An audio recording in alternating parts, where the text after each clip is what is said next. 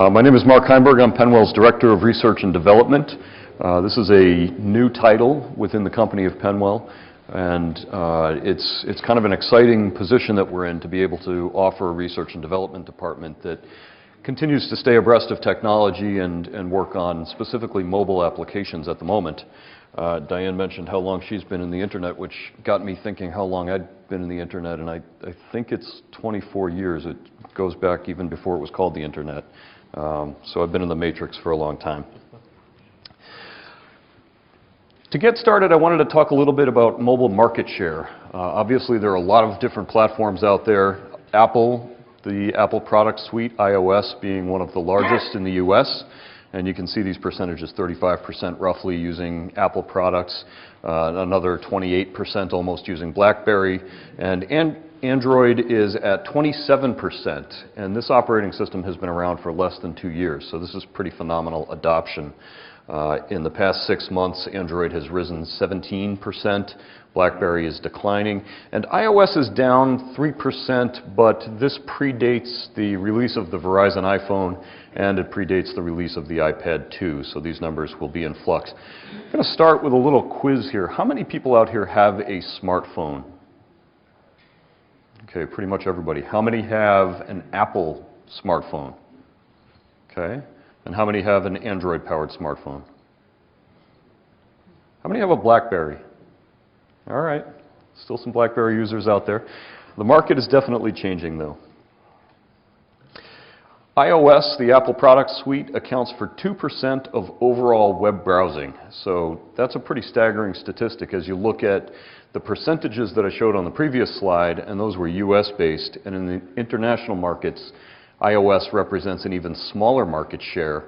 For 2% of worldwide web browsing coming from Apple devices is pretty phenomenal. Apple users love their internet access. And mobile browsing continues to grow, and right now it's at 4.3% of traffic globally, so you can see that iOS is accounting for roughly half of all mobile web browsing. And mobile web browsing between now and 2015 is expected to grow 26 times, which is just a staggering amount of data. And to put that into somewhat tangible terms, that's the equivalent of 19 billion DVDs in web browsing, or 636 quadrillion text messages. So if any of you have teenagers, this could be a challenge for them to get that many text messages out. And by 2013, it's anticipated that internet video usage will grow and 65% will come from mobile devices. So a smaller fraction of that will come from internet-based DVRs and things like that that are capable of streaming Netflix, and from typical computers, laptop computers, and so on. User behavior is also changing. For a media company like Penwell, with a publication like Fire Engineering, typically we had magazines and we had websites, and we had a pool of audience that we knew very well, and we knew all kinds of things about them, and we had a fairly one-directional flow of information.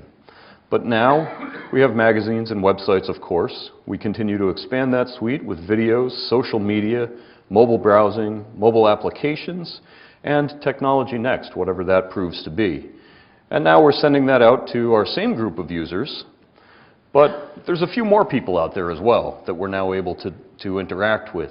And the big shift here is not the scope of the audience so much as the fact that the audience is now able to communicate back to us. So we have a bi-directional relationship with these people, which is fantastic. We push information out, we get feedback back from the users in much greater volume, and we're able to adapt our content and our technology platforms to suit those needs. Penwell's focus right now is on native apps for 2 platforms, iPhone or the iOS suite, including iPad, and Android-based devices as well. For iOS or the Apple suite for Penwell, it's mission accomplished. We have a Fire Engineering iPhone app out today, and we also have a Fire Engineering iPad app out today. And our next mission, starting as early as April 1st, will be to migrate all of that to Android. Here's a quick look at our app. Does anyone have the app installed on their device? Okay, we've got a few. That's great. If you have an Apple device and you're here at the show, there's also FDIC content nested within the app now, so you can get all your schedules and things like that. There are shuttle schedules, event schedules, and all kinds of goodness in there.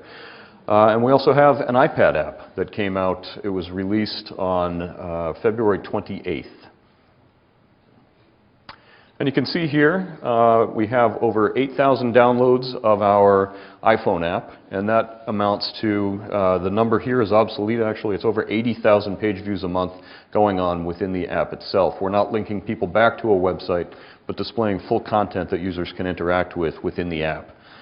And the fire engineering app, as I mentioned, was approved on February 28th by Apple, and we haven't done a lot of promotion yet because everyone was gearing up for this main event.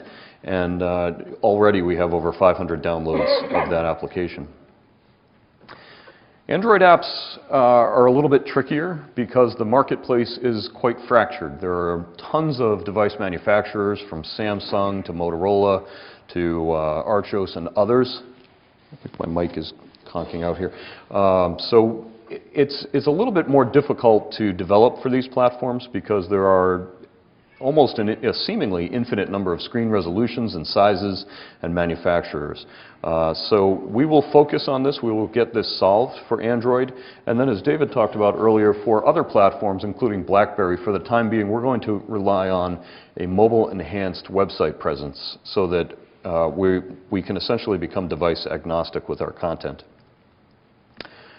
Before I transition things over to Michael, who will talk all about SEO, the thing I wanted to stress here is that Penwell's mission is not to adopt any particular technology. It's not that we have a great relationship with Apple and we want to continue that, or we want to pony up with Google and the Android operating system. It's really we want to make sure that we get our content to where users are and when they want that content. So no matter where they go, what they're doing, we'll make sure that we're there with Technology Next.